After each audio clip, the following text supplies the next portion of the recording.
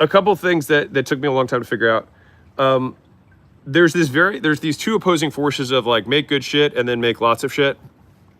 That you have people on both sides. I tend to be on the make lots of shit category. But these are two apparent extremes that sit where the magic is in the middle.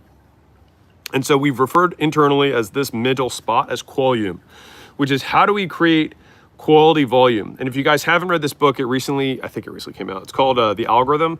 It's from Tesla's former president who kind of reimagined some of their stuff. And basically it's Elon's approach to manufacturing anything, right? And so if you think about what content creation is, it's a manufacturing process. It's digital manufacturing, but you're taking a raw input of just like recording some video, and then there's an output, which is going to be a post on social media or multiple posts on social media. They're going to get views, likes, shares, leads, etc. Right? And so the 5 steps of algorithm, and I'll walk you through them. I made this mandatory for all the people who report to me because this is the process that I first heard about this 2 years ago from some interview that Elon did, and I was like, man, this is really good. They finally came out with a book on it. So let me just walk you through it, and then we'll get into content questions, all right? So the first step is question the requirements, and I'll give you an example. So I say, okay, why does it take, and the first great way to know that something is taking way too long is to say, how much actual time are you working on the thing? So whether this is client work, or this is like you're doing home services and you're working on a project, whatever it is, like there's a certain amount of work that has to be done, right? Now, let's say the total time on task or total time that the work is being done is, say, 10 hours, right? But all of a sudden you're like, but then why is it taking us a week to get this delivered, right? It should, in a perfect world, go from they sign and then 10 hours later they get, right? So everything that's outside of 10 hours is waste from a business perspective because it's basically uncaptured potential value. All right. And so the idea when we ask the first step is when we question the requirements is like, why must these things happen in this order? Why are we doing all these requirements? Why must it take this long, et cetera, right? And so with the questioning of the requirements, one of the things that came up, I was like, okay, they're like, well, one of the things that we do in these 10 hours, for example, is that we color grade, right? And I was like, okay, do we think color grading even fucking matters? And if we look at some of the best videos that I have, they weren't color graded, and there's some absolute bombs that are color graded. And I'm like, okay, so how much time is this? And is it a requirement? Who decided that we must color grade everything? What God on the throne of YouTube and Instagram said that color grading was super important? The answer is there wasn't really one, right? So we removed color grading from our process step, and it's like, what else can we cut, right? And so the idea is, once you figure out all the requirements that exist, we have to question the requirements, and I'll give you the 3-step questions that I asked. This is not Elon's, which is, what does that mean? How do you know that? So what? Right? So we have to color grade. Okay, what does that mean? It means we have to do all this shit to the video. Okay, now that you say that, so what? Do we have any evidence, right? That this is going to do anything to the video? No, we have no evidence. All right, so why should I care? There isn't. And so when I question the requirements, I ask those 2 questions. What does that mean? How do you know that? And so what? Right? Once we have that, it's like, boom, that's the first thing. When you have the answer to all those questions and requirements, and you say, okay, well, let's just delete a shitload of stuff. And one of Elon's rules of thumb is we should delete so much that we have to add stuff back, which is a great litmus test because everyone's always afraid of deletion because everyone's afraid of like messing something up, but you can always add stuff back. It's very unlikely that in a process, especially when you're building something, that it's an irreversible door. You know what I mean? It's not like you're going to blow up a machine you have, or you're going to like, one of your editors is going to disappear from the planet. No, it's like the step in the process that we can add back if we want to. Let's just see what happens. And so when I first started doing this, you might have seen this video that I posted on YouTube, which was, it was like, if you're broke, watch this or something like that, which I guess that's every fucking video on YouTube, but whatever. I won't rant on that. Whatever, I'll let that go. But it was me on a plane, and I did it with an iPhone. And I did it that way because I was so angry, to be honest. I was a little peeved at the team because they were like, we have to do all these things. And thankfully, almost all that team is not with us anymore. So when we did the video, right, and we posted it, it became a Mondo 1 out of 10 video because the thing that mattered is the stuff in the fucking video, right? And so everyone wants to major in the minors, right? Which is part of the reason that I'm doing these raw videos like this, because like it was never about the fucking production. Right? And some of you guys are worried about your makeup for the girls, right? Or the lighting, or to be fair, this is an epic background, so this is probably a little off. But like most of the time, my background looks absolute dog shit and is either blurry in my Death Star of a production center, which I also hate, but, or it's in my office, which looks horrible, right? And so my point is this, is that like the thing that matters is the stuff inside. It's the stuff inside of the content. The content is the container, right? The stuff inside is what matters. And so if you don't have the stuff, like focus on the stuff. That's where the quality comes from. The volume is like how much stuff I'm going to put out. All right. So number one, what we question the requirements. Here's our big list of shit. Number two, we delete the stuff that doesn't matter. We should delete so much that we have to add stuff back later. Three is simplify. Another way of saying that is optimize. What do we get the most for the least? So even though something might give us a return, let's say color grading gives us a return. I'll just make it up. And let's say we can prove that, which we can't. But let's say we can prove it. Okay. If we can prove it, is it worth it? Right? Which is a separate question. Is it worth it? So we can get, let's say the total thing takes 10 hours. Okay. Let's say 4 of those hours are color grading. All right. Is it 40% of the quality of the output? No. Is it 5%? Maybe. Is it worth 40% of the costs? My argument? No. I would rather, because we have to put the opportunity cost. If my team had nothing else to edit, then it would make sense to take the extra time. But they have so much other stuff to edit, and it would make more sense for us to do 2 videos or 1.5 videos at 95% than 1 video at 100. All right, so hear me out on that. After simplifying or optimizing, most for the least, then you go to step 4, which is accelerate. How do you pull up timelines? I'll give you my version of doing this when I'm in a meeting. So anybody who's worked with me knows that I like to finish meetings with who, what, when. And so it's my very simple management algorithm. That's about it. Everything else you can learn from Layla. But these 3, this is what I do. And so at the end of a meeting, I'm like, who, what, when, right? Who is going to do what by when? Very, very simple, right? And here's where if you want to go to the 201 level, whenever someone tells you the by when, you actually ask the question I started with, which is, okay, today's Monday, and you want to do this by next meeting next Monday. How much actual time is this going to take? Time on task. And so people will be like, I think it'll take me 4 hours. It's like, okay, what are you doing in the next 4 hours that is more important than this? A lot of times the answer is nothing. In which case, great, do it by end of day and let me know. And so if you ever want to speed up the movement of a team, increase communication cycles. So that means instead of going end of week, go end of day. It's 7x is the speed of a team. You will be amazed at how much more you get done. So who, what, when? So who's going to do what by when? And then when they tell you when, you ask, why can't you do it earlier? Now to be clear, if someone says I got this other shit that's going on that you told me to do, right? You're like, oh yeah, I did tell you to do that.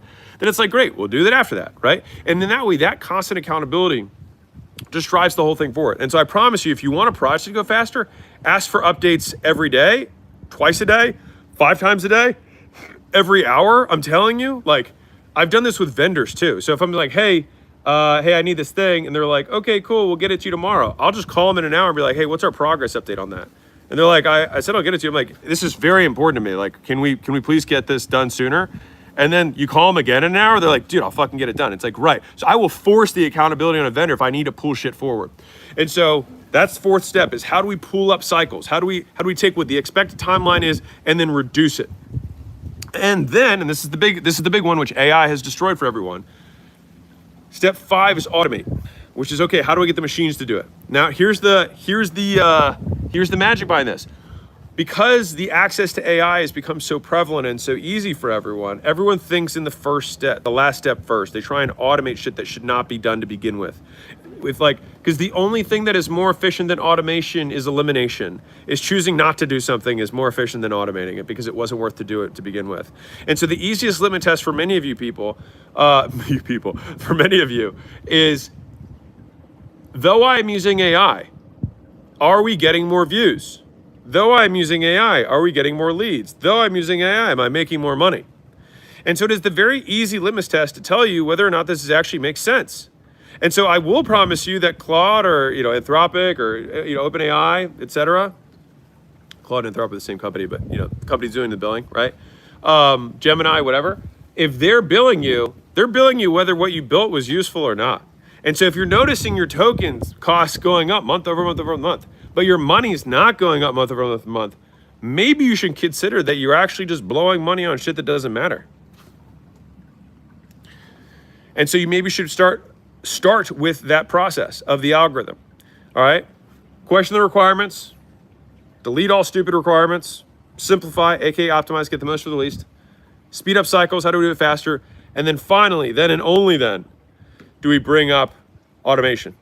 Because then you're automating something that has already been maximized for effectiveness, and now you're just getting the last bit of effectiveness out of it, which is getting the robots to do it for you. All right. With that being said, we've worked on our content a lot. This is the year of the trust economy. I think I called this at the end of last year, and I feel like I'm more right. I think it aged like a fine wine. We're in the show me times, not the tell me times. All right, and so that means that you need to demonstrate expertise in as many varied conditions as possible with as many diverse avatars, or rather the avatars that represent most broadly the types of customers that you serve, solving the specific problems that they have in the way that you want to solve them that gets them the outcome they're looking for. All right, that is content from an education perspective that drives commerce.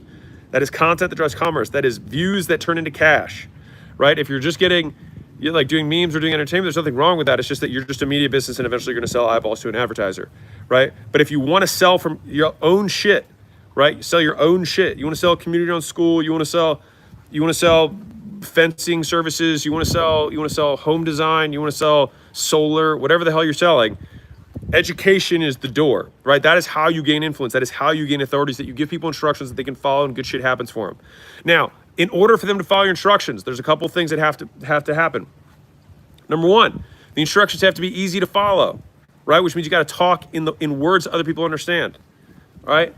Number two, they have to believe you that they are worth following. So if we decrease the comprehension, we decrease the cost of at least understanding what to do, right? Then we have to increase conviction that they're going to get the payoff, which makes the risk or the gamble of taking those actions worth it, right? And so this is why the proof in this trust economy world is not in the pudding, but it is the fucking pudding, right? The reason that proof is what matters more than anything is because tell me how you're going to grow my e-commerce store except you've never run an e-commerce store, right? Tell me how you're going to teach me how to sell except you've never sold anything.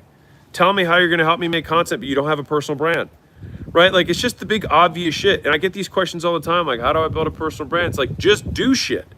You will get a bigger personal brand by doing shit in reality for 5 years and then starting your personal brand. Now, to be clear, I think if you want to document along the way, as long as you state the facts and tell the truth, you're good in my book, right? But what happens is people are like, how do I counter imposter syndrome? I'm like, bro, imposter syndrome is you feeling ashamed for lying. Oops, there we go. Is you feeling ashamed for lying because you are misrepresenting the truth. Sorry, I'm trying to adjust this thing so it's not fucked up. Here we go. Is you misrepresenting the truth, Jesus. This is why we can't have nice things. Hold on. Fucking good enough. Let's see if that works. All right. And so I'll give you an example of this whole imposter syndrome thing that you can totally just abolish from your mental whatever. Here it is. So I had a guy who came up to me at one of our workshops in Vegas, and so he was like, "Hey man, how do you deal with imposter syndrome?" I was like, "All right, what do you sell, man?" He said, "I help agency owners get booked appointments." And I was like, "Okay, how do you do it?" And he's like, "We run outbound teams." I was like, "Okay, that makes sense. I get it." I was like, "So what are you dealing with imposter syndrome for?" And he's like, "Well, I had an agency, but the agency didn't really work that well. I didn't really make any money with it because I knew how to get customers, but I couldn't really keep them." And I was like, "Okay, still trying to figure out where the imposter syndrome is coming from." And he was like, "Well," I was like, "Are you pretending like you're good at running an agency?" And he was like, "Kinda." And I was like, "Yeah, bro, that imposter syndrome is lying. So yeah, you should feel bad about lying. Okay?" I was like, "But if you told the truth, it probably would be even more effective. If you just said, hey, I had an agency, I sucked at running an agency, I was really good at selling agency clients, and so then I said, well, why don't I just do that for agency owners who are actually good at delivering for clients?" And then this business was born. Everyone would be like, "Oh, that actually makes a lot of sense." And so what you forget is that the truth is the most compelling thing out there from a marketing perspective. The reason that state the facts and tell the truth is the number one thing that we say at acquisition.com in marketing is because it sells the most. The truth sells the most. I will say this again. The truth sells the most. The truth converts, all right, above everything else. But it has to be the whole fucking truth, all right? It has to be the whole truth. And so he can't say, just half of the story. You have to say all the shit where you look bad too. And then people will believe the shit where you look good. That's the whole game, right? I got asked a bunch of times throughout my career, they're like, so I think I was on Diary of a CEO, and he's like, Alex, should people talk to you about happiness? I'm like, no, I don't have authority there, all right? I'm the like, hey, you're trying to figure out how to scale your business? That's me. You were like, trying to figure out how to sell shit? That's me. I can help you there. I got a lot of proof there. Real quick, I'm gonna show you the exact 10-stage roadmap from 0 to 100 million plus that less than 1% of companies finish. I've now done multiple times. And so I can say with a lot of confidence that these are the stages as headcount increases that you need to get through. And I broke each of these down by 8 different functions of the business, what the constraint feels like what are the symptoms of it when you're going through it, and then what steps we actually took to graduate. And we've done this across software, physical products, service businesses, brick and mortar, all of this, and it works. And it's my gift to you. It's absolutely free. And so the link's in the description, but you just go acquisition.com/roadmap, just enter your info and it'll spit it right back to you all free.